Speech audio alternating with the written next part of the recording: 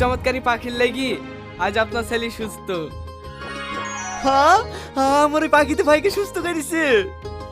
হ্যাঁ, এরকম আশ্চর্য পাখি আমরা জীবনেও দেখিনি। তাই আমরা হাসপাতাল থেকে ছুটতে ছুটতে চলে আসলাম পাখিটা দেখার জন্য। পাখিটা কোথায় আছে একটু দেখান না। হ্যাঁ, আসেন আসেন দেখাচ্ছি।